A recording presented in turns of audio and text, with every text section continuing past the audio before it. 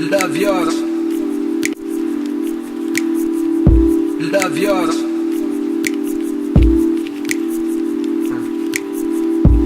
Love yours.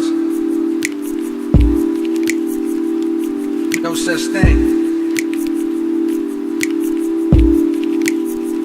It's beauty in the struggle. Let me explain. So we are back in the 4th episode of Beauty in the Struggle. I couldn't be more excited for this episode because we were interviewing a awesome dude. Got to give a shout out to our barber, Rob, first and foremost. We are shooting this episode live here at the Fade Lounge on Broadway in Everett. He's been cutting my head since I've been in 7th grade. And actually, he was the first dude to give me my job, a job sweeping hair at 7th grade. And now, you know, we're here shooting the episode. So couldn't be more thankful. Thank you, Rob. Come and check out the Fade Lounge. With that being said, I want to introduce my homie, Dominick. What's good? What's up? What's up? How's it going, man? I'm doing good, brother. How you doing? Pretty good, bro. Excited to be here. Yes, sir. Thank you for coming on, man. I'll give you guys a little bit of a background on how Dom and I know each other and how we kind of reconnected in a sense.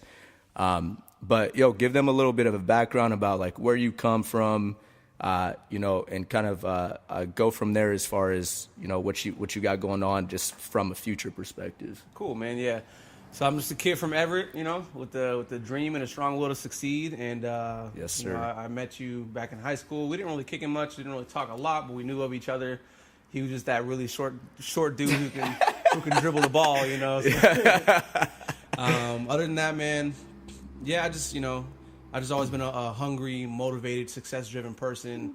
And from, middle school to now, I've always just really wanted to own, own, invest, stack up, build, businesses, build relationships, and just kill it really in anything that I did, and it started off with, me just investing, dabbling into stocks to owning my own personal training business to, dabbling in e-commerce, real estate, so on and so forth. And that's just really snowball affected to where I'm at now. So I've recently been able to quit my job and pursue my dreams full time. And we'll get more into that, when we talk. But yeah, man, just a young kid from Everett with a strong will to succeed, man. That's me. I love it, man. And that's what we're going to really discuss today is really that process, that story behind, where you are today and where you're still getting to. Yeah. You know what I mean? Because the future's still so bright, and it's going to be a dope story. So, I was that kid who is a little dude who could dribble the ball.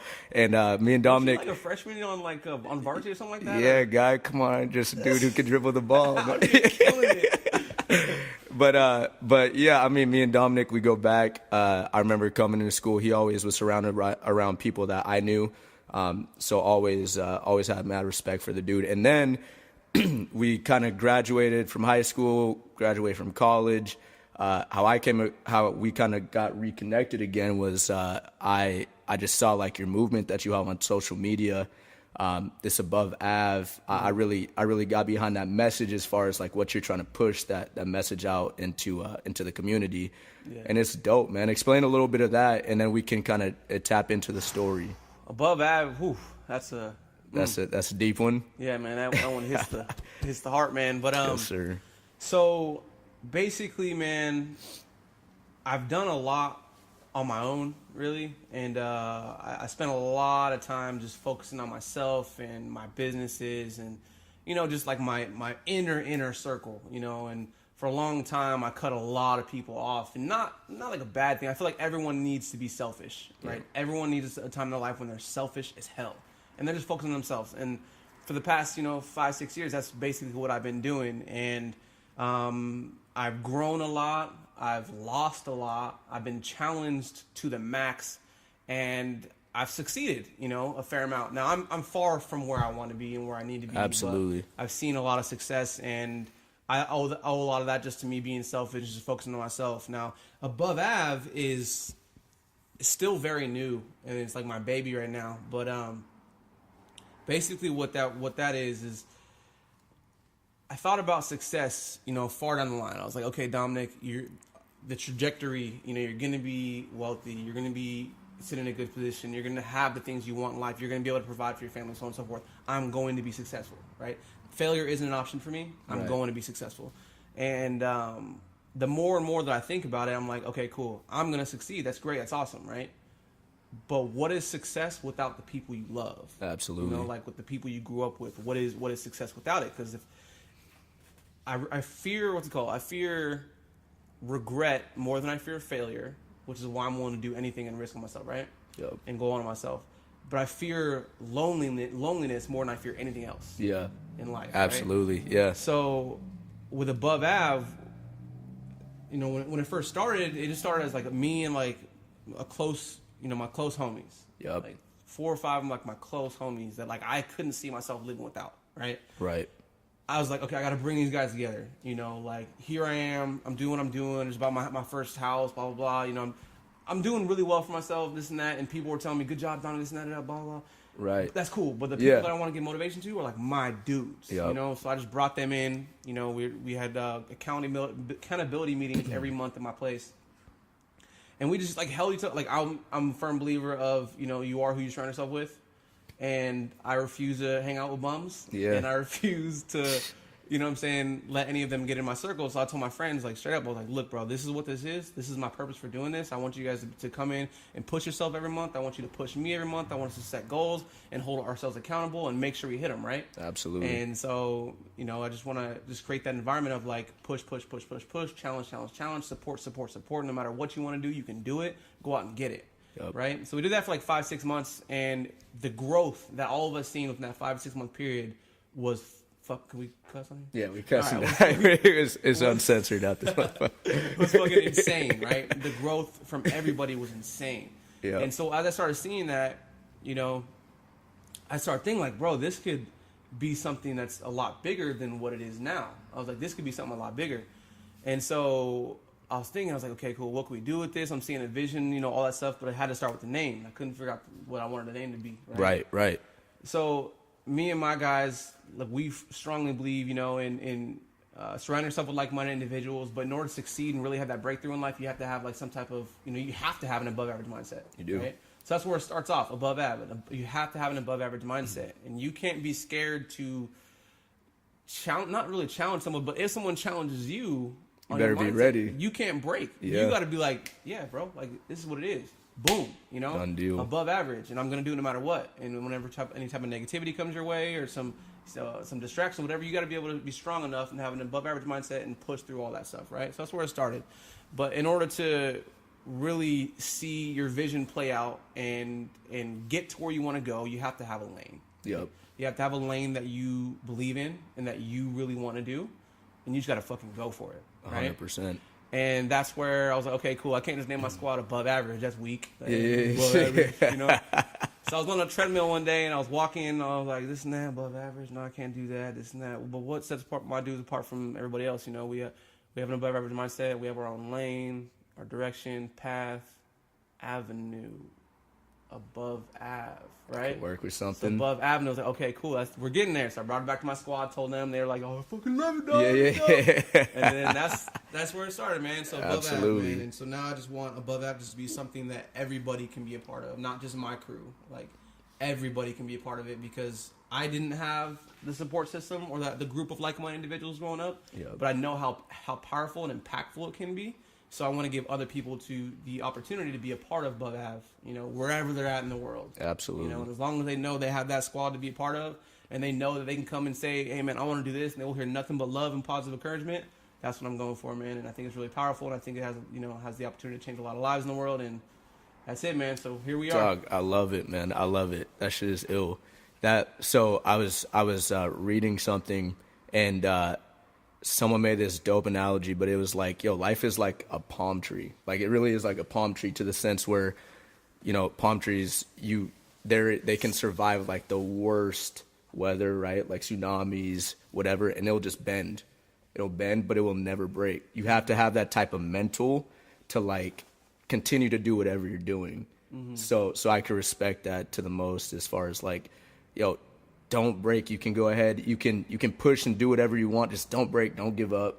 be like that fucking, as corny as it sounds, be like that palm tree. I love it, bro. And touch the bottom. You can touch the bottom, but don't break. Keep pushing. Yeah, man, that's it. So bro. I saw Above Ave, and I was like, yo, I need to get Dom on here. We need to reconnect, and I'm excited, man. So we know what your brand is. We know, what type of dude you are. Let's retract to the beginning as far as, like, you come from Everett. What was your upbringing like?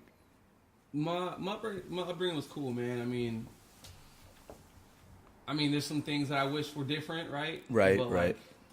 Like, I just took the cards I was dealt and played my best hand with them. Because something my dad taught me from a really young age was, don't worry about the stuff you can't change. Mm-hmm. And bro, like that one thing, I'll take that shit to the grave with me. Yeah. Like that shit right there will literally, if you do the right and you play it the right way, it will change your life. No matter what's going on in life, no matter what you're doing, no matter what your surroundings are like, no matter who's with you or against you, if you are stuck worrying about the problem, you'll fail. But if you continuously worry about the solution to the problem, and that's the main thing you focus on, you will always win. So being able to adapt to any situation. Bro, yes. So my upbringing, I don't know if you were with me on the same page on this, but like obviously parents battle drug addiction and alcohol, and this is crazy because this is stuff I've never talked about before. Right. So coming into this interview and knowing that I would have to share this, I didn't really know how I was gonna do it, but we're going deep. Yeah, bro, it's crazy. So they battle drug addiction and alcohol and stuff like that. And so my younger years, as I was growing up, I've had to grow up a lot faster than most kids, at least, or some kids that I grew up with, or right. Some kids I didn't even know, Mm-hmm. And I've always been challenged with certain situations, and always made me think differently than other kids, I feel like, right? Now, I'm not going to say that my childhood is like the worst childhood. Absolutely. I'm not going to say that I have it worse than anybody, but everybody has their own version of the struggle, right? Exactly. And this is just my version, and this is how it impacted me. But, my parents gave me everything that I needed, but I had to hustle and go after everything I wanted. Right. And so from a really young age, my parents would give me the house, would give me the food, but I would go out there and just hustle for anything that I wanted. So when it came to my first car, when it came to my clothes, when it came to me having fun or whatever, going to the skate deck every weekend, like I had to go out there. I was out there busting my ass. I was doing lemonade stands. When 9/11 happened, me and my little brother were selling like red, white, and blue bracelets outside of QFC. Hell yeah. I love it. Yes. I was pushing a lawnmower all throughout this entire damn city, mowing people's lawns for $20, $30. I think it was like $10, $20 back then. Yeah. So, that just turned me, that always gave me like the sense of like, okay, chase, hustle. Yep. Work. Get past the objections, and complications and adversities and stuff like that. Now, when we go into high school, it was always my goal to be a decent student. I was never like an A+ student or a B+ student. I was always like the C's and D's, but I tried hard, Yeah. I did what I could. And I got through it. At the end of high school, he would always ask me, what do you want to do? What do you want to be? And fuck, right. bro, I didn't know. That's what I'm saying. So did like at an early age, did you know, like once you were going through high school, did you know like, or have any type of vision on what you wanted to do?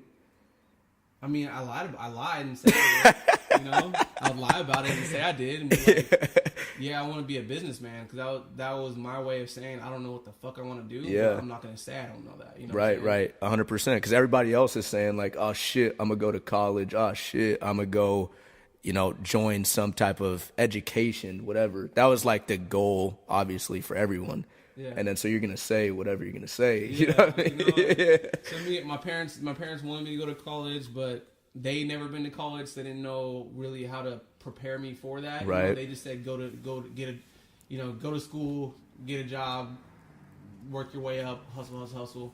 My dad would always tell me, like, teach me financial responsibility and all that stuff, and tell me, always pay yourself, invest money, blah blah blah, this and that, work hard for everything, right? My mom was kind of the spender of the family, and so it's weird how it plays out, because my dad is the one that taught me financial responsibility. My mom was the one that taught me love, compassion, all that stuff. Right. But showed me how not to deal with money, right? So I'm thankful for that, and that helped me all throughout my early years, up until now for sure, Right. But as I'm getting closer to the end of high school, my parents are saying go to college, this and that, da. So I was like, cool, you know. So my mind was focused on, bro, just get good enough grades so you can go to college, you know. Right. All my friends around me are like, they're talking about going to Eastern, Western, Wazoo, da. Mm-hmm. I didn't know what school I wanted to go to. Yeah. I didn't know what I wanted to do. I didn't know what school would benefit me or give me the best education. Yep. I was like, man, I'm gonna do what my friends doing, bro. Yeah, exactly, dude. So we ended up. I ended up getting, into Eastern. Okay. And I was what they call them, the first generation college students. Yeah, like first gen college. Yeah, first one in my family going to college. Hell yeah. You know, which is an accomplishment. So this is where it pops off, right? Yeah. I'm like, bro, okay, I got into college. I'm gonna be successful. Yeah. This is when that Drake song "Successful" came out, and nigga, Yeah.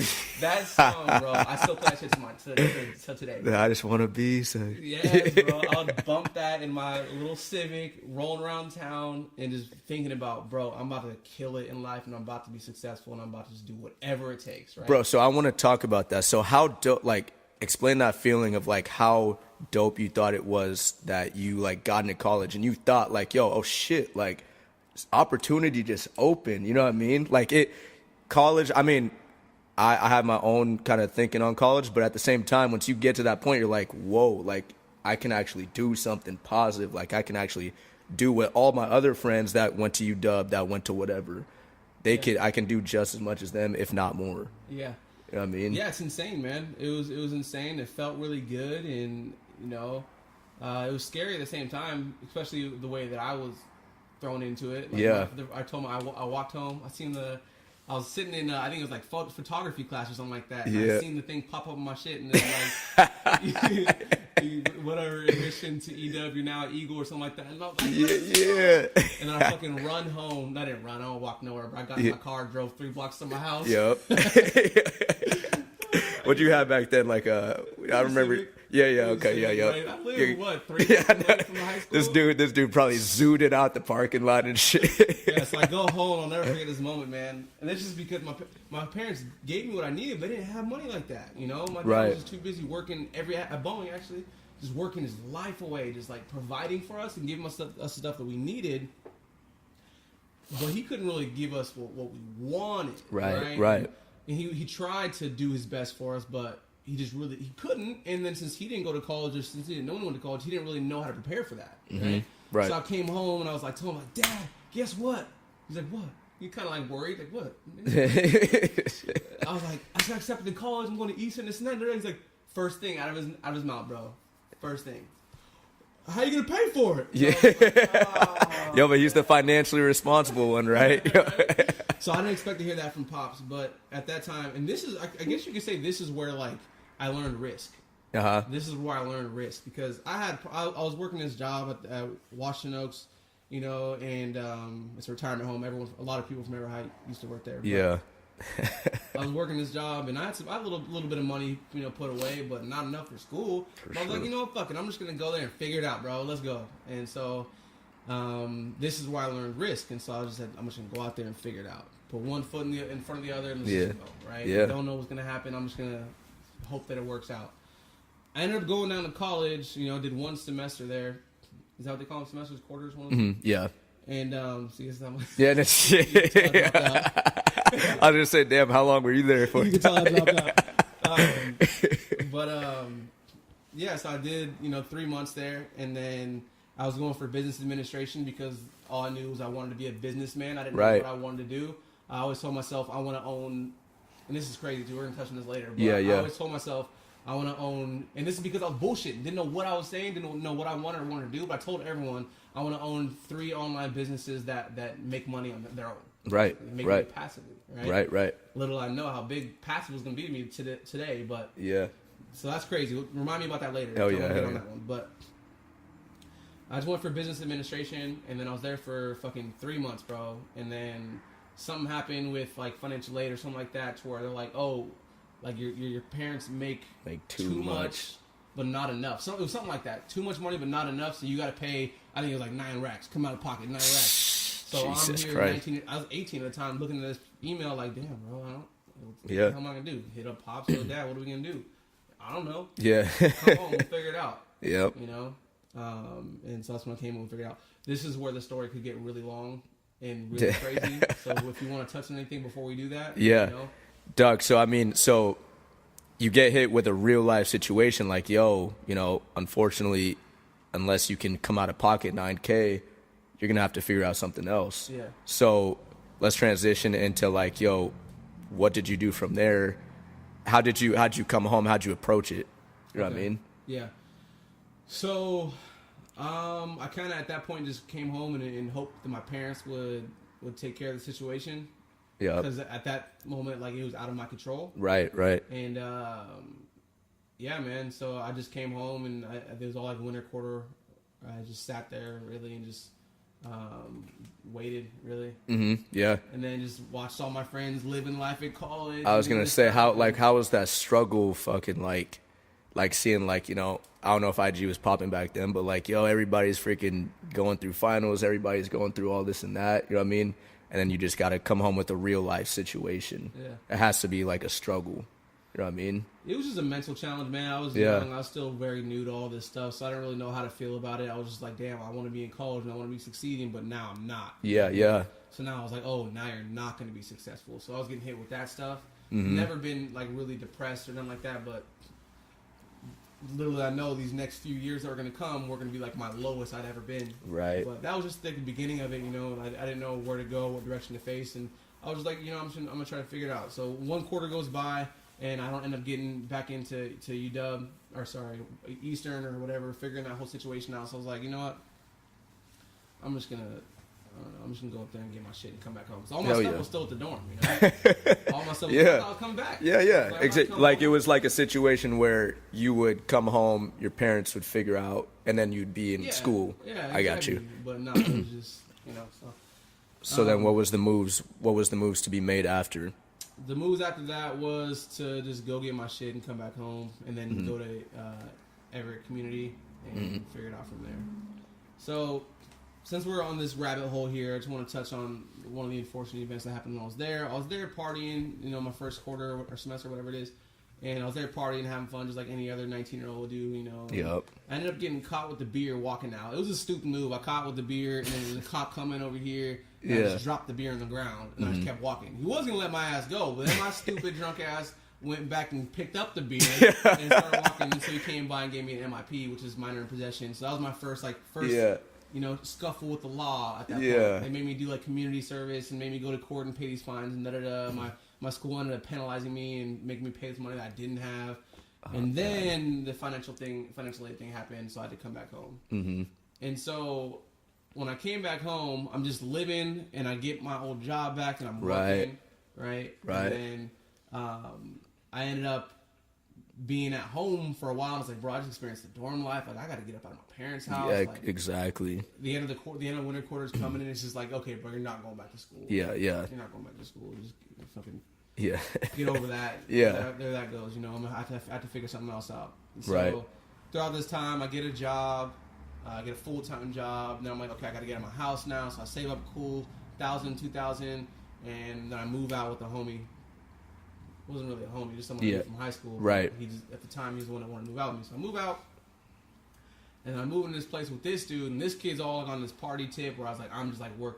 Yeah. He's like party. And so he's like, yo, Dom, let's go out to this party, this and that. And at this time, I'm working like 60, 70 hours a week, just trying to hustle up as much money as I possibly can. Hell yeah. And he's like, yo, let's go out to this party. And I was like, I don't want to, bro. And then he starts trying to give me the, oh, you little bitch. So we go to this party. Long story short, we end up playing beer pong. I drank one beer. I'm trying to get out because the cops are coming and like people are being loud and stuff like that and just being stupid. And I was like, bro, let's just get out of here. This is stupid. I didn't work in the morning anyways. Yeah, exactly. Stupid move on my end. I end up leaving, getting a DUI. Right? Shit, I didn't even know that, for real. No one knew, but I didn't tell nobody that shit. Yeah. But they ended up pulling me over, giving me a DUI, and that was really like the start of all the bad shit. So you're saying that, like, damn. So, okay, so you come home, you end up kicking it with, you know, or end up in an unfortunate situation, and then you get in some serious trouble with a DUI, and now you're just at fucking bottom. Yeah. Now you're just like, oh, damn, what am I know Pops is probably like, yo, what the, I don't even want to see that conversation. Oof. Yeah, man, so this is where it's like, damn, bro, like, okay, you couldn't go to school, now you fucking up. Yep. Like, now you're a fucking failure. Yeah. Now you ain't doing shit. Right. And like this is where like the lowness starts coming in. And I'm holding this back from my family for a while. I'm not telling them. I'm not even telling my friends. Like the only one that knew was Annabelle. And thank God I had her at the time because she was like the only support system that I had at the time. But like I wouldn't tell nobody. Yeah. And yeah, man. So that happened, and then on top of that, bro, it took me a while to tell my parents. I eventually ended up telling them, but we're just gonna kind of cut fast. I'm not gonna get like into the mushy gushy stuff about it. But that happened. Right after that, I ended up, totaling my car, flipped my Civic. Damn, dog. And then after that, man, let's see. I got a whole fucking note system. Let's see real quick. Everything that happened during that time, bro. Yeah, and we can chop. But damn, dog, I didn't even know you had a. That's what I want to know, though. Like, you know what I mean? Because we're gonna talk about that, and we're gonna talk about how we came all the way back up. Yeah. And how we're gonna stay back up. Yeah. All right. So I have it all written down here. This is the only one that I wanted to actually write down before I came, because I don't want to mess it up. Yeah. I don't get all off track. But basically, when I left college, I went to high school. I left high school, went to college, got the MIP. Then I totaled the car, right? And I was like, "Fuck, man, here we go." Yeah. All right, I'm gonna keep trying. Hell yeah. I was probably listening to Drake "Successful" at that moment when I put It was on repeat. But then I came back. I moved out, got a place in my high school associate, and then at this time, my dad and my mom were beefing. Like they had been beefing like our major life. They're always fighting, arguing, all this shit, and I was just like, this is what it is. And they were just beefing the whole time, and it was just an unhealthy relationship. So now, when I'm older, looking back at it, I'm like, they shouldn't have been together. Right. They should have cut it quits a long time ago, Yeah. But at this time, I'm young. I'm trying to figure my life out. My dad basically kicks my mom out. So here I am working 60, 70 hours a week at Jiffy Lube over here. Right. Trying to make ends meet. Right. My dad kicks my mom out. I kind of have to support her in a way, mentally and, emotionally or whatever, and financially at some point in time. I'm like, I couldn't even handle that, And then, let's see here.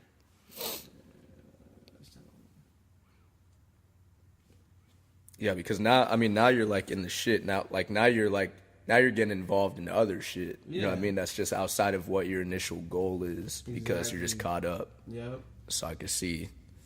Yeah, and this is the time where my boy was like, "Yo, let's go to that party, this and that." I went to the party, drove him home, got a DUI. Mm-hmm. And then after this, I was like, "Okay, man, you got to figure this shit out, dude. Like, you got an MIP, you got a DUI, you got out of school, you're not even in college, you're just working. Like, this isn't the life that you wanted to live. You know what I'm saying? Right. This isn't where you wanted to go." Yeah. And then I was like, okay, figure it out, start stacking that money. But then this is where the same homie that I moved in with, that I went to the party with, that I basically got the DUI for. I'm never going to blame him because that was my decision, right? Back then I was blaming him though, like, it's fucking your fault, bro. Like, I got the DUI because of you. Yeah. And this same dude bailed on me. So, like, we were living in this apartment together. He bails on me. So now I have to cover his end of the rent. All this stuff's happening, and this DUI, legal fees and all shit's happening. And I'm just like, okay, what do I do, bro? Like, do you break? Yeah. Do you go back home? Like, what do you do? Yep. And then this is something that helped me, like, live the way I live now, because I was like, no. Like, failure is not an option for me. Yeah. I'm not going to go into let it be an option. So instead of focusing on the problem, focus on the solutions. So my mind was shifting towards, like, where do I go with this? How do I make these cars work? Right. And, so that happened. And then, little did I know, the DUI ended up violating my probation for the MIP back at school. And so my fucking probation officer called. You're not even a troublemaker, dude, like that. Not even like a little bit. I'm sitting here in like these courtrooms and like all this stuff. I'm like, bro, like I'm fucking 18, 19 years old. And Yeah. these guys are actually criminals. Yeah, like you're caught with these guys. I gotta show you this picture, bro. Look at this picture. Is that your driver's license? No, it's like this old bank card that I have. They still haven't changed my picture. That's who was in those courtrooms. Oh, bro. damn. They're waiting for you to get in there, bro. They're waiting for you to get in there. For people who don't see it, I'm just some like little 12-year-old looking kid. Jesus. Harmless as hell. Bro. Anyways, man. So, what's up? Show the kid or the card. Oh, yeah. Dog, they were waiting for that boy to get in there. Little baby ass. Guy ain't heard a fly. I'm just up up in here in these courtrooms, you know, feeling like a bum and all this stuff. All right, so let's see where we're at now. So ended up violating my probation. Right. And then my probation officer called me like, "Yo, bro, get your ass to jail." And I was like, "What?" Like, yeah, get your ass to jail. So, ended up having to take my mom's car, drive to Spokane to go to jail. Spent the weekend there, went to jail, and I'm in the middle of fucking. I just probably violated probation. Mm-hmm. Now I'm in jail between a dude who killed his mother and another dude who strangled some other dude. You know, they're just like sharing stories, and I'm like, yeah, cell block, whatever, this and that. What are you in for? And I'm just like, you know, I'm not talking to these. Yeah. And at the end of the weekend comes, and I end up leaving. Some dude's like, "All right, see you later." And I was like, "No, you won't." Yeah, we'll see you next time. Yeah, never again. So, bro, at that time, once you're going through that, I mean, obviously, you probably don't like have that reflection because you're just trying to survive. But like, once you look back on that shit now, you're probably like, "Damn, like I was really, really low." You know what I mean? Like your life probably could have went a completely different way at that point. And a lot of kids, it's unfortunate because a lot of kids, like, they go that route. They get caught in that. They don't have that mentality, unfortunately, to, like, separate themselves from that. Yeah. And that's what we're trying to shift here. Yeah, no, we're going to touch on that for sure because that's a very important part that I feel is most people get hit with these obstacles and adversity and these struggles, and a lot of people fold. Right? Again, I don't think that my story is that bad. Yeah, there's kids out there that has terrible stories. People have it so much worse than I did. This is just my struggle. Exactly. Right? But most people fail because they don't look at it in the face and just plow through it. You know, they look at it like, "Oh, I'm a victim." Or, right. I have a disadvantage or this and that. Whereas I was looking at it like, "Fuck, man, why is this happening? Like, why am I fucking up? This isn't my life. Yeah. Like, I'm not a fuck up. Yeah. I deserve more than this. I will be better than this." So that's what I kept saying. I will be better than this. It just kept rolling, you know? Yep. Thing after thing. So, ended up coming back from Spokane with an ankle bracelet on my shit. And then it was an alcohol ankle bracelet because they think I'm an alcoholic at this point. And mind you, bro, my parents are alcoholics. You know what I'm saying? Yeah, so that's, okay. This is fucking me up. So it's bloodlines, yeah. Yeah, this is fucking me up. Yeah. Like, damn, like, I'm falling into it. I'm in the trap, bro. I'm in the system. They got my thumbprints now. Like, I'm doing, like, following the bad habits my dad was following. My dad has, like, fucking 30 DUIs. I got one now. Like, what's gonna happen, bro? Yeah. Like, you just fucked now, you know? And so, I ended up buying a new car, you know? Yeah. Bought a new car. Applied for Boeing. I was like, bro, I'm gonna fucking make something of my life. My man. You know? Hell yeah. I'm gonna make something of my life. I applied for Boeing.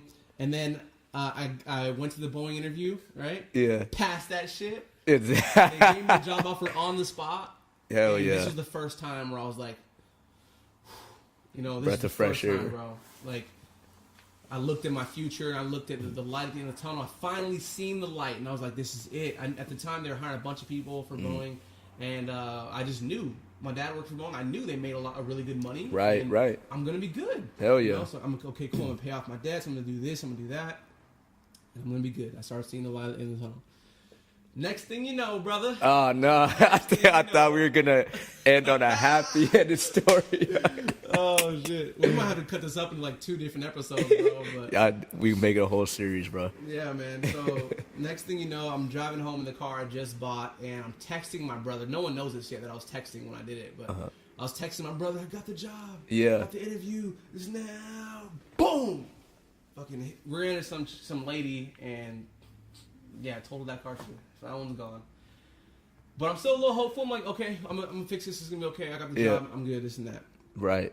So I'm feeling good. I'm almost clear. I'm almost out of the rut. I gotta fix the car situation. So okay, because I have Boeing to lean on. I'm good. At this time though, like my friends were like, "Yo, Dom, how'd you get into Boeing?" And I was like, "I'm about to put you all on because they're doing a mass hiring spree, and I wanted to work with all my homies." Yeah, hell yeah. So I was like, all my homies at G Fleet, I was putting them on. All my homies from like Everett High School was like going to their house and showing them how I put in the application, so on and so forth. Yep. Next thing you know, they all start getting offers. Yep. They all start getting job offers and getting accepted and stuff like that. So we're all starting to go out. Mm-hmm. And then let's see here. Yeah, they all start getting accepted, and then I'm sitting in my house at that apartment over there, and I'm like, I get this phone call. And I look at it, and it was the call I've been waiting for. Mm-hmm. They had to do a drug screening and background check, all that stuff. Right. To tell me whether I got the job, right? Mm-hmm. Got the call I've been waiting for. They made me wait for like 3 weeks, which was painful back during this time. Yeah, I'm saying. Yeah, I bet. And then I hop on the phone call and she's like, hey man, long story short, you didn't get the job. Because Whoa. the MIP and the DUI were too close to each other. Oh my gosh, bro. So think about it, bro. Like all that Jesus. stuff happening to me at that young age, and then I finally start seeing like the light at the end of the tunnel and figuring out where my path's gonna be, start planning out things I'm gonna do in the future. And Right. then boom, just crumples it up and throws it in the trash. Right? Just darkness again. So this is where, I'm almost done with this part, but this is where like the if there was a time in my life where I was depressed, this is where it started to hit. Right, like, right. All right, you really can't do it. Like, Right. You're not gonna do anything. This is it. Like this, blah blah blah. And then this is where I like actually said I fucking hate my life. Yeah. This is where I fucking hate my life. I can't Right. stand this. I was seeing people post on the internet talking about I love my life. This not traveling all this stuff. I'm like, Yeah. oh, fuck this. Yeah, like unfollowing all of you. Yeah. And then the next thing, this is the end of like the bad shit. But after all that shit happened, some time goes by and I'm like slowly starting to like clear out of it. And like, I just went to work and my goal was to just work my way up at the job until I found a better opportunity. So that's what I did. Went back to J Flu, became assistant manager, worked my way to becoming a manager, and then still fucking hated it. It was trash, And then I was like, okay, cool. Life's not that bad. We're getting out of the rut. We're starting to feel a little better. My girl's good. My family's good. And this is where like I just shut everybody off. Mm-hmm. Like everybody on the outside. Right. Shut them all off. Anyone who wasn't adding value to my life or helping me or pushing me to be better, I just cut it all off. Didn't party, didn't drink, didn't do nothing. Right. Just kept it with my family. And this is where I felt more comfortable, right? Mm-hmm. And then so I made a decision like, man, let's go out to breakfast with my family and let's just go enjoy time, right? Right. All I was doing was working, going home, working, going home, working, going home. Yep. Let's go enjoy some time. We went to IHOP over here on Broadway and just hung out with the fam for a little bit and started feeling a little better. And then I fucking walk home. And this is the last thing. I'll stop boring you with all the Nah, shit, dude, but, no, this is crazy. I This walked is what I home, want. bro, and I'm 20 at the time. And I go to my apartment, go to open the door, and I look on the door, and there's a fucking subpoena or something. I don't know what you call them now, but there's something, a piece of paper, and I pull it down and start reading it. Blah, blah, blah, blah, you're being sued for $30,000 for Whoa. the accident I got in. And so this lady's trying to sue a 20-year-old. They really trying to ruin everything. For 30 racks, and then that's where it goes, So it's just like all these roller coasters, emotions just really just going crazy. And I got hit with that $30,000 lawsuit, and I looked at my girl, and I was like, it's fucking over. It's over. And Man. And she said I don't know how many words, 3-4 words that really told me, like, gave me all I needed, bro. Like, fucking, oh my God, like, I'm so thankful for her, bro. Shout out Annabelle. Damn. I'm so thankful for her because she said a few words that really gave me what I needed to just kill it, bro. And bring me where I'm at today. Because she said, don't worry, we'll get through it. Now, mind you, she didn't need to endure my pain. Right. She didn't need to go through any of that. Right. Like, my struggle is not her struggle. She comes from a family where, like, they support her, they pay for her college, they take care of her, this and that. Mom and dad were very hardworking individuals. Right. And that's just that's the card she was dealt, right? So she was good. She never had to deal with the struggle I had to deal with. But she's there, like kicking it with me, like, really supporting your boy and saying, like, we got this. I love it. And I was like, okay. Hell yeah. Fuck yeah. Yeah. So it just shifted. So that's where I shifted. I just turned into a fucking beast, bro. I handled my business, took care of my stuff, got the debt down, whatever, paid it off, blah, blah, blah. Yep. Got a new job, started working my way up. And this is where I'm like in stack mode. Grind. Yeah. Not fucking with nobody. Just grind. And then I'm just saving up, paying off my debts. I remember calling in while I was at my job at a collection agency that I fucking hated. Yeah. They're giving you a hard time over there. Calling you on the 1st and 15th every single month, yo. But I called them. I was like, yo, man, I brought the debt from like $30,000 down to like $9,000. I ended up calling them because I got my income check in. It was like $2,500, and I was like, it was like the biggest one I had received at the time. Yeah. Tax return. Yep. And I called him. I was like, look, bro, you're about to take this 2 racks, and that's it. And I ain't getting you shit else, this and that, da da da. And for anyone out there in collections, if you guys come up there and tell them, hey man, I got this money for you, take it or leave it, more than likely they'll take it if it's reasonable. So just Absolutely. Let them know.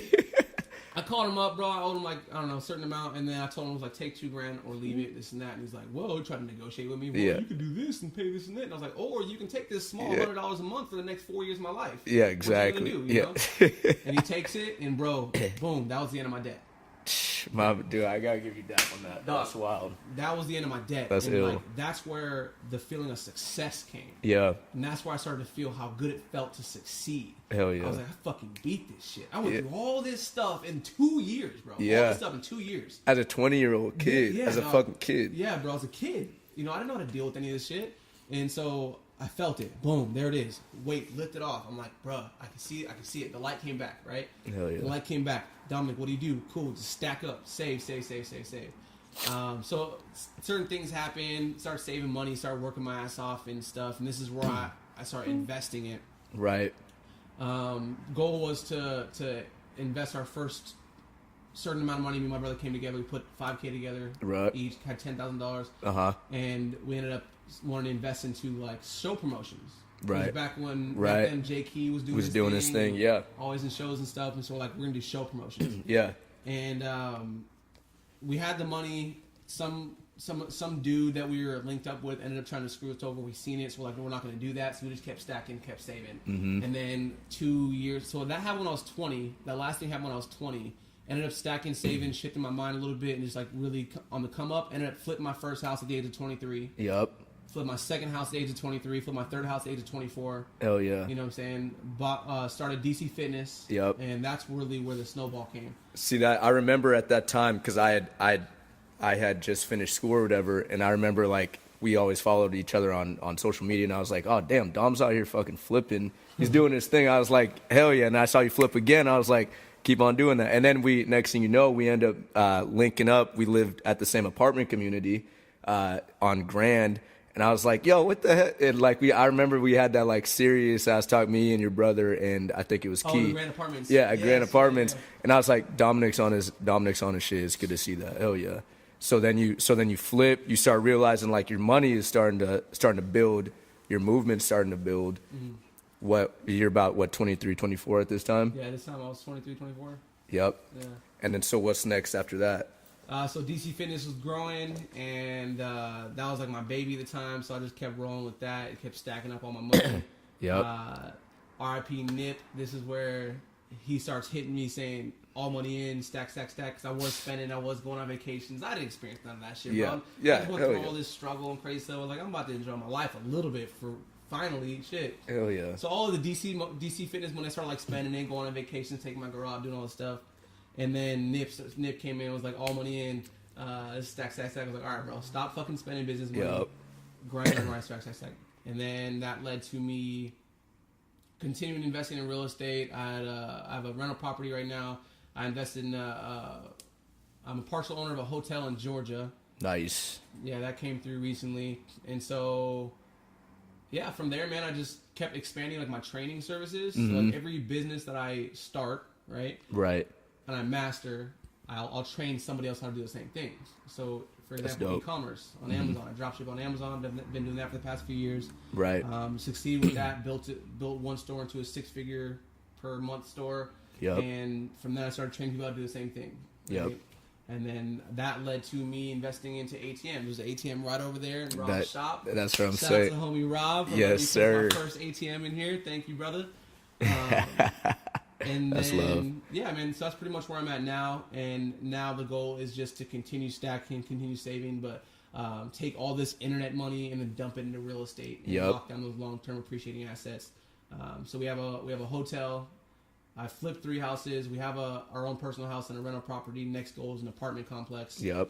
And just keep rolling with that, bro. Just keep going, you know. Dude, I love it, man. See, so like I mean, now your vision is getting like a lot bigger. Like, did you ever think that like once you were, let's go back to the struggle, did you ever think like, yo, now you look back at it like, damn, this is where I'm at today. I didn't even fucking think that my mental would be this so aligned that I could actually get to this point. No, so even when I was going through all that shit, Yeah. I always knew I was destined for greatness. Yeah. Always. Yeah. Yeah. I just didn't know when it was going to come. Yeah. I didn't know how long I was going to have to work. Right. You know, and call it impatience, call it whatever you were. I'm this young. I'm still young. Yeah. You know, we're still in our 20s. And I'm all talking like, oh, I still don't Yeah. feel successful. Oh, not at all. I mean, Yeah. right? No, but not at all. looking back on all that shit, you know, I'm doing really well. I got so much more work to do, but I feel like I've come a long way. Right. Right. In comparison to other people who work, you know, 10, 20, 30, 40 years and accomplish a couple of things or whatever that I've accomplished. You know? Right. Right. Right. I talk to a lot of older people, and I tell them like the things that I've done. They're like, "Well, how old are you?" I'm like, Yeah. "I'm 27." Damn, you do more than most people have done in their lifetime. I was like, Yep. it shouldn't be like that. Shouldn't. You know? Then you flip. You start realizing like your money is starting to build. Your movement's starting to build. Mm-hmm. What you're about? What 23, 24 at this time? Yeah, this time I was 23, 24. Yep. Yeah. And then so what's next after that? So DC Fitness was growing, and that was like my baby at the time. So I just kept rolling with that. It kept stacking up all my money. Yep. RIP Nip. This is where he starts hitting me saying, all money in, stack, stack, stack. Because I was spending, I was going on vacations. I didn't experience none of that shit, Yeah. bro. Yeah, I just went hell through yeah. all this struggle and crazy stuff. I was like, I'm about to enjoy my life a little bit for finally shit. Hell yeah. So all of the DC Fitness, when I started like spending and going on vacations, taking my girl out, doing all this stuff. And then Nip came in and was like, all money in, stack, stack, stack. I was like, all right, bro, stop fucking spending business money. Yep. Grind, stack, stack, stack. And then that led to me continuing investing in real estate. I have a rental property right now. I invested in I'm a partial owner of a hotel in Georgia. Nice. Yeah, that came through recently. And so, yeah, from there, man, I just kept expanding like my training services. So, like every business that I start, right? Right.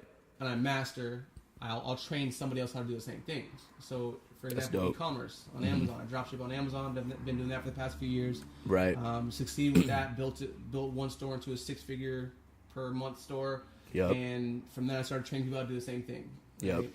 And then that led to me investing into ATM. There's an ATM right over there in Rob's shop. That's what I'm Shout saying. out to homie Rob. Yes, Let me sir. put my first ATM in here. Thank you, brother.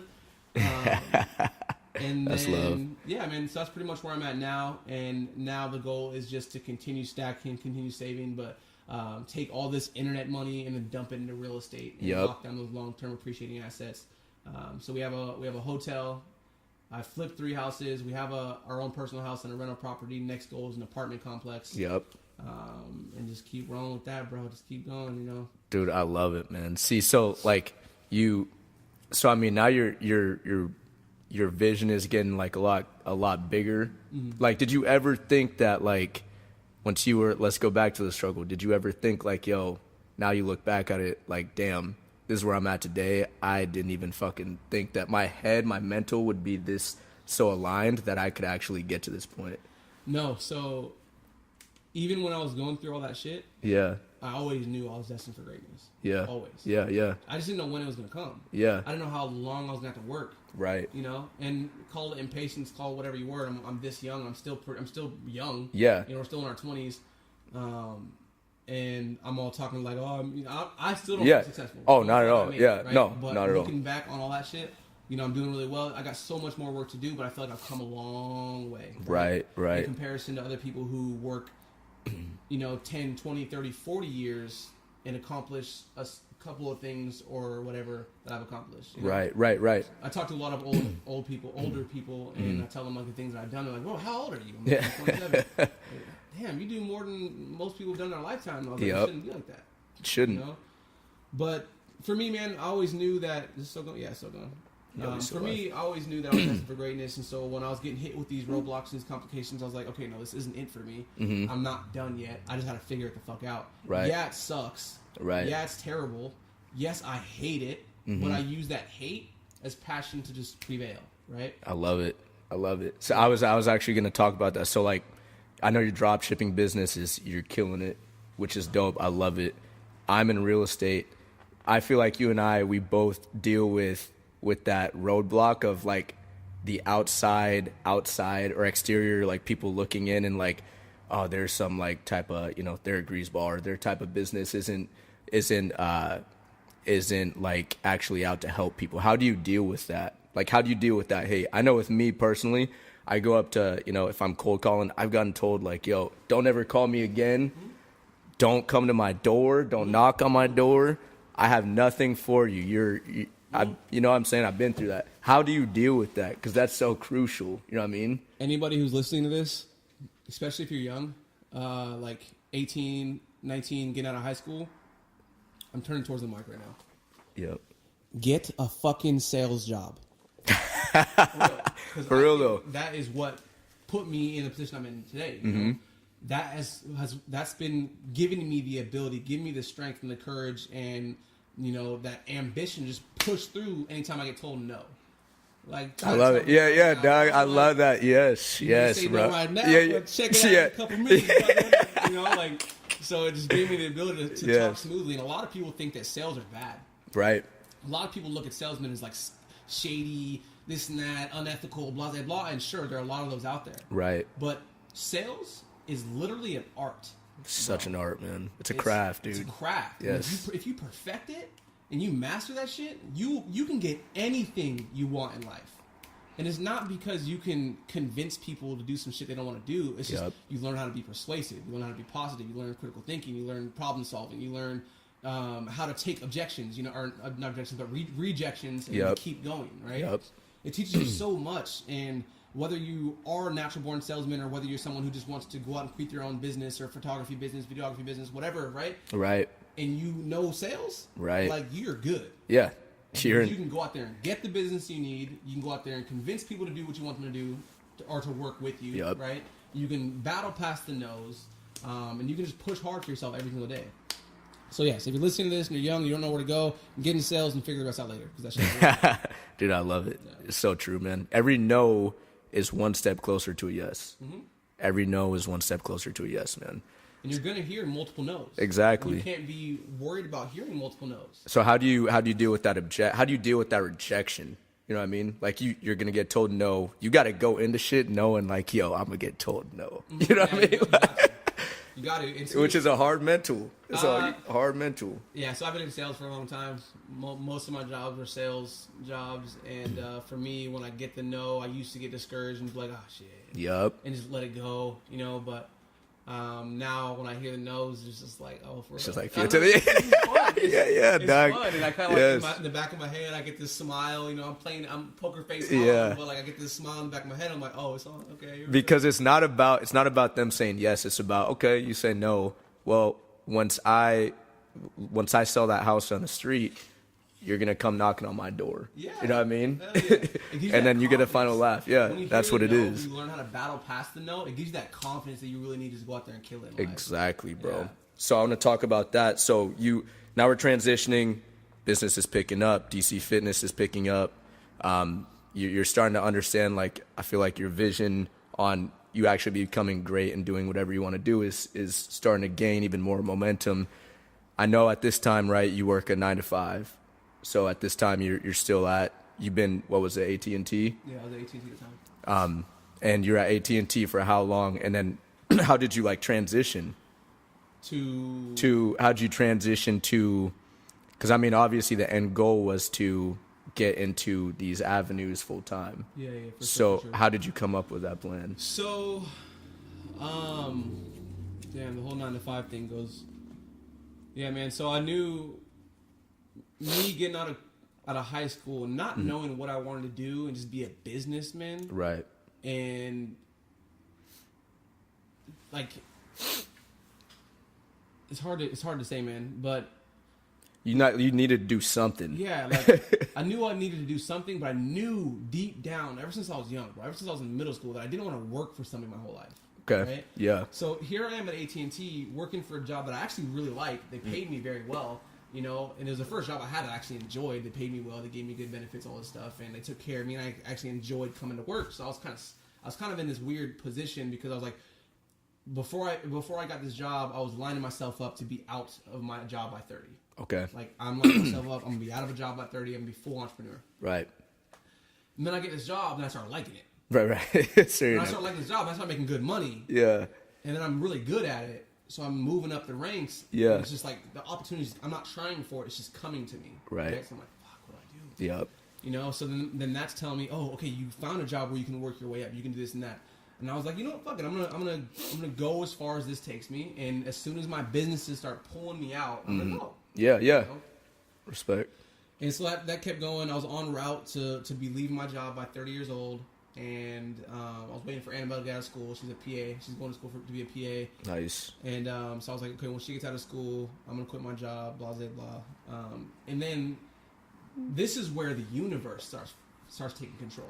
Okay. And it's crazy. Yeah. Law of attraction is a motherfucker. Yo, me and Norris was just talking about that. We were literally just talking about law of attraction, It bro. is insane, bro. It's crazy. So around this time, when this is happening, I link up with Above Ave. We start doing our thing. We start seeing our growth, and I'm telling them my goals. And I'm like, I'm leaving my. And I just put it out there. Yeah. It wasn't fully true. I wasn't, none of that. But I put it out there. The hotel deal. I told my boys I want to own a hotel. Literally a month after, I owned a hotel. Brett. And then a month after that, I was like, okay, let's see how this keeps going. Yeah. I want to quit my job. And then Damien's like, by when? And I was like, I'm like 2 years. I'm 2 years away from this. I'm just gonna say in a few months. I'm gonna say February. Yeah. Say by the end of February, I want to be out of my job. Right. Scared as shit. Yeah. Scared as fuck, Just, bro. Say it with your chest. Yeah. Scared as hell, bro. And I was like, no, I'm not prepared for this. Little did I know I was. But Right. I'm not prepared for this. My goal was 2 years. But I was like, fuck, I'm just commit to it. And then I started, that happened. And then little things started popping up at work to where it's like, my boss was like asking me questions, questioning my loyalty, my, certain things were happening where, just certain things were happening was telling me like, bro, why are you here? Right, right. And this was a big one for me. So I'm a hard worker. All I've known was work. Right. All I've known was hustle. All I've known was get out the mud, really. Right. Yeah, clearly. And so like, for me, I don't care about partying. At the time, right? I don't feel like that time was my time to travel and go have fun and party, right? Right. It was work. I tell everyone, especially from a young age, sacrifice your 20s, right? For the dollar. Sacrifice your 20s for the dollar. I think people who tell you that money can't buy you happiness, and I'm sorry, it's going to offend a lot of people, they're fucking stupid. Why do you feel that way? Because money will not be the reason why you're happy. Yep. But money will numb a lot of the pain, and it'll help get you into situations that do make you happy. Right? Absolutely. So money isn't everything. Yeah. But the things that money can buy you is everything. Yeah. And if you don't have no money, you won't have shit. Yeah. So if you're coming out of high school, you got to sacrifice your 20s for the dollar. Period. Don't be focused on anything else. So for me, I didn't party, I didn't have fun, I didn't go out and drink. Occasionally, right? I'll celebrate small accomplishments. Yeah. Right? But other than that, I didn't really care to do any of that. So I worked at Smoky Point, and they were very low staffed. Okay. Right? Management was trash. They were scaring away everyone. Everyone was getting, quitting and getting fired. Yeah. It was me and like 3 other workers, and I was like their dude. I was the one slanging the sales. I was going to get it, and like they needed me. If I would have left to produce for the store. Yeah, if I would have left, they'd have fucked. You know what I'm saying? Mm-hmm. But that was happening, and the whole time I'm telling my boss, I'm like, yo, man, get me a job, get me promoted. This and that. And he's like, oh, I got you, bro. You're my guy. I got you. Just keep selling, keep doing your thing. Right. I was like, cool. Little did you know, as I'm going out and talking to other people in the company, I was like, hey, man, I'm trying to get promoted, this and that. And he's like, bro, that dude's like dogging you, dog. Like, he's trashing your name. Like, you're not going to be able to get promoted like this. Oh, hell. I was like, what? Yeah. So long story short, I ended up working some connections, speaking with some people that actually knew, and like getting around that bozo. Right. And getting promoted. He was pissed. Getting promoted and moving into Everett. And then, so I escaped that situation, and then I'm getting comfortable again. But then some things start happening here. I still haven't taken a vacation. So it's been a year there since I didn't take a vacation. Right. And it was almost a year here since I didn't take a vacation. But I was like, it's all good. Yeah. I'll use up all my vacation time at the end of the year. It's all good. I'm just going to work. I don't care anyways. I don't need sick days. I don't need vacations. I don't need to party. Right. It is what it is. Right? Yeah, exactly. So this time I had like a month or two of vacation saved up. Nice. And it was at the end of the year. Yeah. My boss just came back from paternity leave. He was gone for 3 months. I hustled in the store for him. Brought the store to like I don't know what stage it was at before I came in, but it was like always 1, 2, or 3. Nice. In the nation, I believe, for the district. It was top 3 in the district at all times. And then so homeboy came back, and I expected him to be praising us, like thank you guys, this and that, but anyways, it wasn't like that. Yeah. Right. It was different. The energy was a little bit different, and I was like, okay, so I'm starting to not really feel valued. Right. And then I request my vacation. I want a month off, bro. I gotta go get this shit, right? Yeah, and you've been telling me, Dominick, whenever you need vacation, it's yours. Right. I was like, cool. I appreciate that. I respect it. Let's get it, right? I'll come back from my vacation. We'll thug it out. We'll work hard again. Yeah, exactly.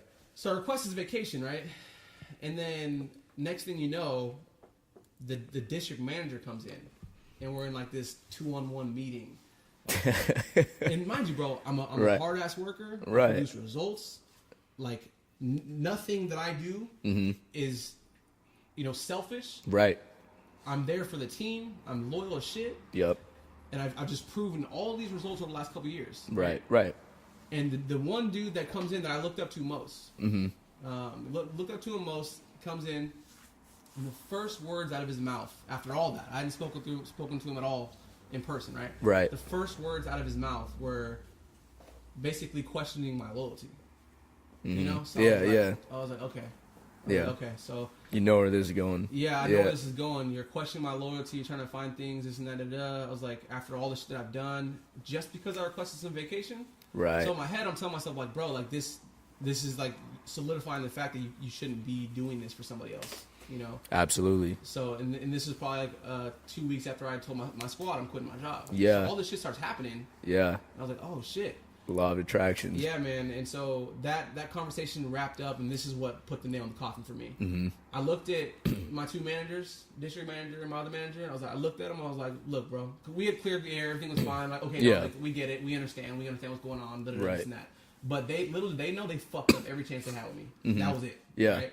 But this is the nail in the coffin right here. I looked at my two bosses and I said, yo, T and D. I'm not gonna say their names. But yo, T and D. Let me ask you a question. Is that cool? And they're like, yeah. And I was like, what do you want to do in life? Where do you want to go? Right. What's in life for you, bro? Dead stare, right in the fucking eyeballs. Yeah. Right?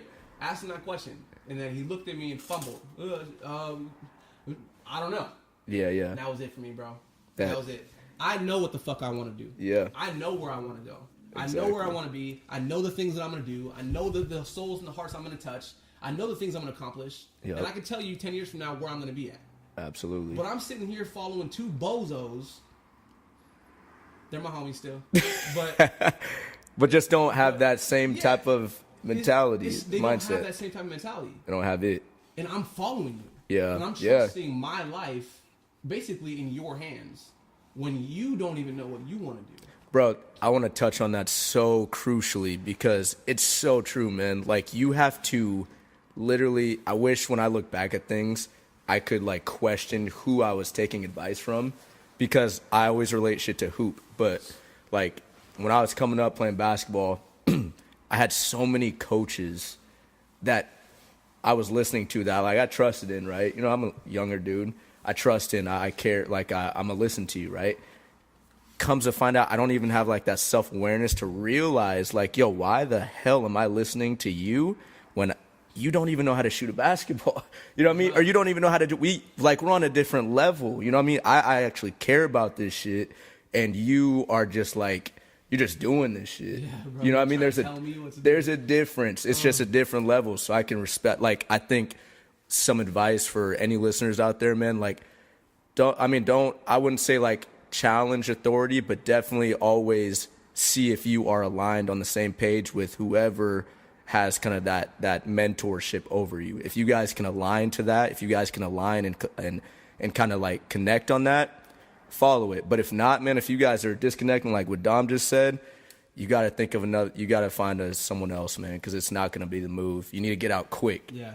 So this is the way, and I'm glad that I was able to think about it like this, but you said don't challenge authority. You can't challenge authority because then you just end up fucking yourself. Yeah, You know, you can have integrity, and you can make sure that your voice is heard. Right. And you can make sure that you challenge the people that you need to challenge, but you need to understand what level or playing field you're on. Right. You need to play your cards the right way. You need to strategize and really learn sales and psychology. Right. And basically, you got to learn how to, like, this is going to sound weird. And the people who don't understand what I'm saying, you're going to sound like you're going to think I'm an idiot for saying this, but you have to learn how to lie to people in a way to get your outcome, right? Yeah. Now, when it comes to like a boss or a coach, Right. These bosses are telling us to do things. They're telling us to be this certain type of way. They're telling us to act some way. They're telling us we're wrong. We know we're not wrong. Right. But we can probably shoot a ball or sell way better than you. Yeah, exactly. But I'm gonna stroke your ego. Yeah. I'm gonna let you, you know what I'm saying, feel like you got some power over me. Yeah, exactly. Feel like what you're telling me is benefiting me. But I'm gonna go do my shit. Yeah. And tell you what you need to hear, so that way you give me more playing time. Exactly. And I can go keep playing my game. Exactly. Right? And now all parties are happy. Exactly. Right? Or Exactly. content. Exactly. Yeah. And then that leads me to say this as well, because I said that those guys are my homies. They're not my homies. Mm-hmm. They really aren't. But I don't have any like bad feelings for them. Absolutely. Because, you know, in life you're gonna get a lot of people who give you that type of pushback or put those like barriers on you, or like try to put you in this box, and they just don't understand. And it's your job to get out of that. Yeah, it's your job to get out of that box. You can't blame them. Yep. Right. You have to get out of that box. But so many people nowadays are blaming other people for their misfortune. For sure. And this was a huge reason I was able to get out of my version of struggle. Is because I looked at myself, I looked at my life, I looked at all the things that had happened, and I said, Dominick, what are you doing? Bro. And Yep. to be honest, the day I got that DUI, Yeah. the night before I got that DUI, actually, I got a tattoo on my side, luck. Because my luck was so trash that I feel like I had to get a tattoo on my side called luck, saying I got luck on my side before luck get any better. And then the night after I got that DUI. Yeah, blowing this breathalyzer really quick. Yeah, but I was blaming luck for my misfortune. Yeah. And then I looked at it and I was like, bro, like, it's not luck. It's the decisions you're making. So crucial, man. So I turned around. And this is around the time Annabelle was like, you know, I got you, this and that. Like, we can get through this. I just started looking at everything. I was like, what were you doing? What was going wrong? All right, luck. Turn it around is decisions. From that point on, you're making nothing but smart-ass decisions. Right. And that's it. Absolutely. And so I started making really smart decisions. And from there, my life started to change. So there's that. And then when people try to put you in that box, you have to be smart enough to understand that that's not their fault. Yeah, exactly. It's not their fault. 100%. That's just the life they live. But you have to be able to recognize it and distance yourself from it and make the decisions that you need to make sure you don't stay in that box. So crucial, man. Because time is of the essence. Like you are literally wasting time if you are not connected or if you don't have that same like-minded vision as whoever you're listening to. And it's so crucial. You can end up 10 years down the road and be like, damn, what the hell was I doing listening to whoever? Or why am I following this guy? Yeah, and he's on his way out anyways. Yeah, this is where people really need to understand that your vision is everything. Yep. If you don't wake up with some type of vision or some type of like, dude, I don't know, like this is where my passion comes out. Yeah. Because like I cannot deal with the fact that people are waking up lost. Yeah. Like, for sure. That shit hits my heart, bro, because if there's one thing that I want to do in this world is show people, as long as you have, if you think it, believe it, you can achieve it. Absolutely. Think I like believe that. and achieve it, right? Yep. And if you're not waking up with the passion in your heart that's saying, okay, you're not there yet, you know, we got to go, but like you can see at the end of the tunnel where you want to be, Right. then you'll be good. But if you don't, you're fucked. Yeah. And you will lose. You need to figure out how to get there really quick. Yeah. Yeah. Even if you don't know how to get there, you just got to know where you want to be. Exactly. Think 5, 10, 20 years from now. Where do you want to be? What are you doing? What type of house are you in? Where are you guys traveling to? Are you with your dream wife? Are you with your kids? Are they running around having fun? What kind of car are you driving? What type of money are you making? Like, that's just like the ultimate picture, right? And that's like the extent of thinking that you really need to take it to. Exactly. For real. Yeah. Because materialistic shit doesn't matter. It No. really doesn't. No.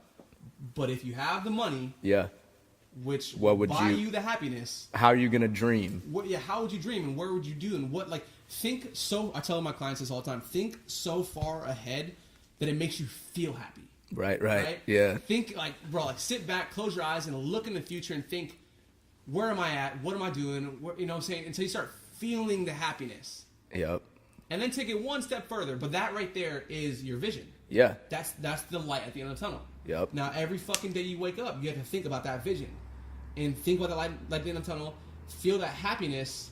And then feel that uncomfortable feeling. Yeah. Like I don't have it yet. I don't have it Yeah. yet. Yeah. And that is what gives you the fire. Absolutely. That's what gives you the passion, and that will give you the drive to push past adversity, complications, rejections until you get the successful yeses and so on and so forth. Exactly, bro. And that's the law of attraction. I mean, you got to tell the universe what you want. And once you tell the universe what you want, and you go get that shit, Yeah. there's no stopping you. Adversity, you're going to get past it. You're going to find, I like what you say, you're going to focus on the solution, not the problem. Yeah, bro. Focus on the solution. That's what's going to happen, man. Yeah, man, for real. All right, so I know we just got lost off in a Dude, I mean, we could tell. I remember we had that we had the IG call, and we were supposed to connect for like 10 minutes to talk about what we wanted to talk about on this episode. Shit, dude, literally like an hour.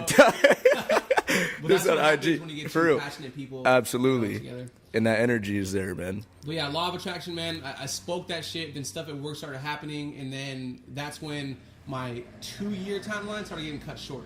To a year, and then that shit started happening with my bosses and stuff like that, and that cut it even shorter. Right. My goal was to leave my job at the end of February. Mm-hmm. I ended up leaving my job February 13th, so I ended up cutting my goal sooner. Right. And it wasn't because I made the decision; it was because I spoke it into existence, and then the fucking universe just brought it to me a lot sooner. 100%. You know what I'm saying? 100%. And then towards like, okay, you could make the decision or this and that, but it was like, nah, bro, you got to get out. Yeah. And then next thing you know, bro, I quit my fucking job. The best feeling ever, bro. I loved it, dude. Man. Quit my job, went to Thailand for 2 weeks with my wife. Like, Yeah. dude, Yeah. quit their job and go to Thailand for two That's weeks. stunting right there, dog. Yeah, man. And then my homeboys above Ave threw me a party at my house, a surprise party. First time I've ever been surprised in my life, bro. Hell yeah. They played my ass, too. My wife was in on that shit. She played my ass, man. Ended up surprising me, bro. And yeah, that is where like I really started to feel successful. Yeah. You know? Well, a bigger part of that was I seen that my crew was standing around the table. I shed tears that night, bro. I really did, Bro. Because like this is something I've That's worked real. for my entire life, Mm-hmm. you know, and I had always looked for a team of like-minded individuals who Right. believed in me. Right. But I did everything myself for so long that I never had that. Right. And so I come up from downstairs and everyone yelling, surprise, this and that. I look, I was stunned, bro. Yeah. And my girl comes at me with this cake with Above Ave on it, and I was like, damn. I look at my homies and they all have Above Ave sweaters and shirts on. It's I was dope, like, man. Hell yeah. They put the cake down. I was looking at it like, damn, can't fail. Yeah. Like now I have people who believe me. Yep. And they're pushing me and supporting me, and they're celebrating my accomplishment. Like, so it went from being like ridiculously happy Yeah. to scared as shit. Yeah. But a good scare though. Yeah, Like, exactly. scared as shit because now I can't fail, not because I can't let myself down, but I can't let my entire squad down. That's purpose. Right? Yep. And so yeah, that's where I'm at now, man. Bro, that's mad respect, man. So let's talk about the future, man. So what do you see, you know, let's dream. What do you see 5 years from now, 10 years from now? Where do you see Above Ave going? I mean, I feel like it's just getting going, dog. I see Above Ave apartment complexes. I see Above Ave hotels. Hell yeah. I see an Above Ave in, this is kind of new idea. I don't want to talk too much about it, but basically, let's just say a record label for influencers. Yep. That's cool. I'll touch more on that in the future when it starts to come true. But That's tight. basically, I've done really well on mastering something and showing someone my blueprint, basically, and Right. helping them succeed with it, right? Right. So I want to get multiple other people, you know, my goal is like 100 people within the next 1 to 2 years to quit their jobs by investing in themselves, by building an e-com store, by starting an ATM business if they want to, investing in real estate, Right. lay out the platform to show them exactly how to do it. And I want to have another podcast interview here soon with my boy named Ryan Walker. He's the first one that's on track to doing this. Hell yeah. And he should be quitting his job in the next probably 3 to 5 months, and I've known this kid for 6 months. Really? So that right there is what tells you how important it is to surround yourself with people you want to be like or like-minded individuals, right? Because before 100%. that, we weren't really. At least he tells me that he wasn't thinking the way he thinks now. Right. You know, and just being around this energy Yeah. forced his mind to think a certain way to where he's like, I can do it. Yeah. So I tell people all the time, hang out with me, and I'm going to brainwash the fuck out of you. Yeah, I see you post that. Yeah. Believe in yourself. And that's just true. And that's what happens. Super when you true. surround yourself with like-minded individuals. So, yeah, I see a lot of stuff happening, man. I see a lot of real estate, deals being done. Yeah, I hear you on that real estate. Man. Hey, man, I mean, that's where the dummies get rich, you know? You know what I mean? Like, 100%. but just continue taking advantage of opportunity, man, and investing in people with a passion. That's what they want to do. If there could be like an above average Shark Tank, if you will. Yeah. That's what I really want to build, like all my guys in the Shark Tank to get their money together, get their capital right, so we can go back to people in our city and say, who has opportunity, by who has that passion, who has an idea, who has that work ethic, and invest into them and help them build it. But not like the Shark Tank does and take 70% of their business. Yeah. But it'd be an actual 50% partnership, you know? Yep. That's kind of like where I want to go with it. That's in the very near future, though. As far as 10, 20 years from now, man, I just want to be really, really big into to real estate, have developments, have multiple apartment complexes, hotels, and, you know, what's it called, rental properties and stuff like that. That's where I want to park majority of my money. That passive income. Exactly. Yeah. Bro, that's dope, man. I love it. I can see it, man. It's gonna happen. We're speaking into existence right now. Yeah, man, for real. Shit's gonna happen. So I mean, let's we'll go ahead. Where can the listeners find you on social media outlets? Where, if they want, I know your drop shipping business is booming right now. So like, speak to that and how they can get you or get connected with you. Yeah, so once I learned how to make money online, I was hooked. And once I seen the potential of making money online and how it could grow rapidly, I've made my easiest dollar online, and there's so much potential with it. And as far Amazon, you know, they just passed $1 trillion recently, right, a few months ago, on the market cap, and they ain't going nowhere. Amazon's the online retail king, and if you can hang on to those coattails, like, you know, and scoop up some of those coins, like you're gonna be well off. And if you can make 0.0000001% of $1 trillion, like you're gonna be well. And so that's why I recommend people to get into e-commerce. I personally work with Amazon, and I drop ship on Amazon. Later we'll be moving over to like private labeling and, you know, FBA and stuff like that. But drop shipping, I feel like, is the number one business everyone should start with. You know, especially if they're new to business. Right. If they have their own business, they want to create some other stream of passive income. Drop shipping is lowest barrier to entry. Right. It doesn't take a whole lot of capital to run it, and essentially there's little to no risk. Right. And I show people how to build their own stores, and I even actually help them automate and outsource and hire employees for their stores, so on and so forth. Right. I talk a lot about it on my social media. IG is Dom Carney, DOMCARNEY, on IG. That's where I'll do most of my content and stuff like that. Nice. So go ahead and shoot me a follow on there. You'll hear me talk about ATMs. You'll hear me talk about Amazon, investing, real estate, so on and so forth, a bunch of stuff. But I don't like to just promote myself and promote my services and stuff like that. So mainly what you'll get from me is just that real, genuine, authentic, big brother, really, just basically speaking to you how I would speak to myself. I look at that camera when I'm doing my lives and stuff like that, and doing I feel like I'm talking to myself. Yeah. But I'm just speaking to those who are following me, and those who get inspired by the stuff that I say. Those are the people that that's how I get my fulfillment. So. Right. Absolutely, man. Got to give back. That's the main goal, is just to talk to myself, speak to myself how I would normally speak to myself in my head, but on camera, and just let whoever's following read it, listen to it, implement whatever they hear from me, get motivation from it, and that's pretty much my main goal of social media. I love it, man. Dude, so let's close it off with this. We're right down the street from Everett High School, right? You got a little Dominick Carney who's going in that same route that you were going, you know what I mean?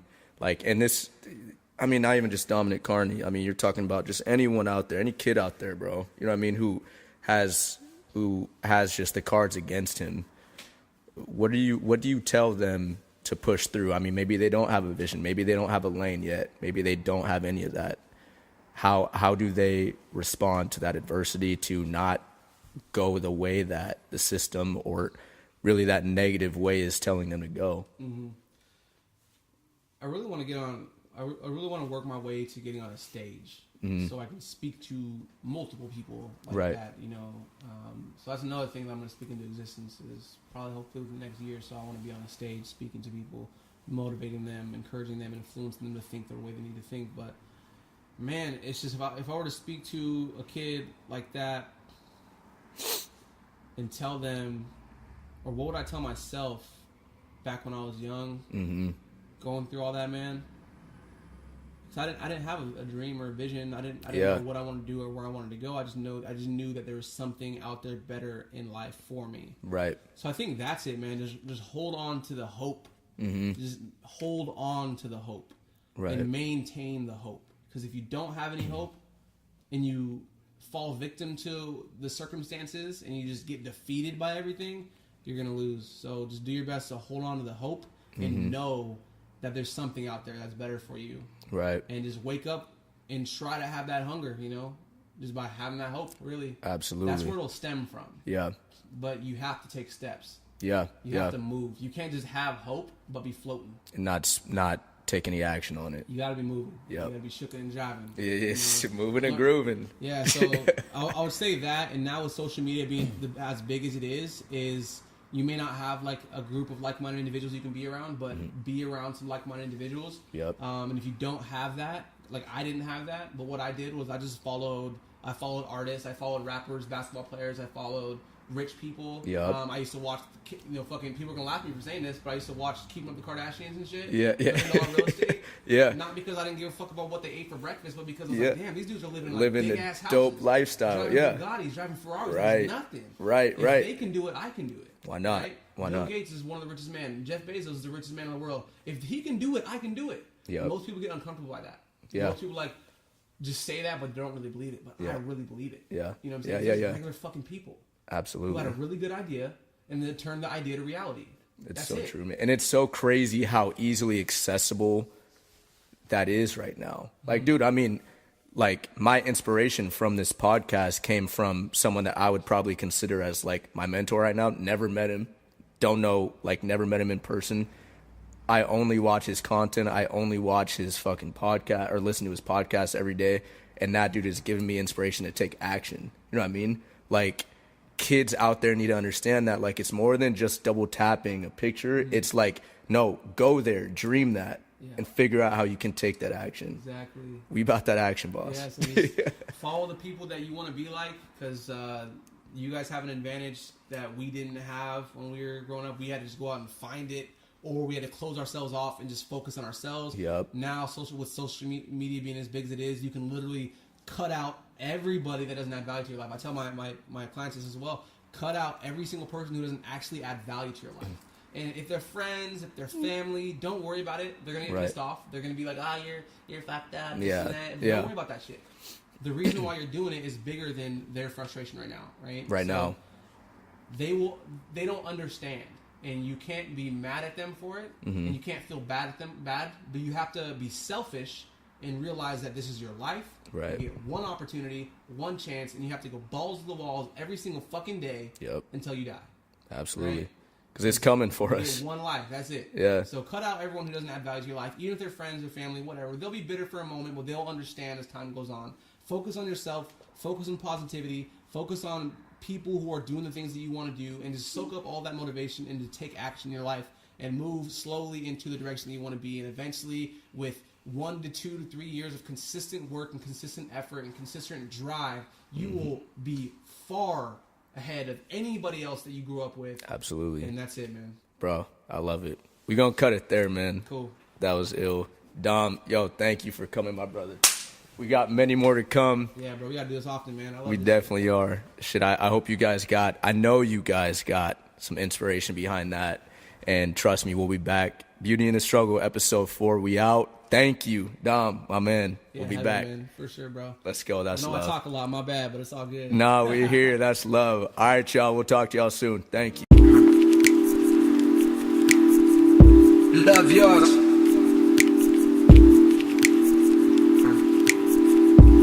Love yours.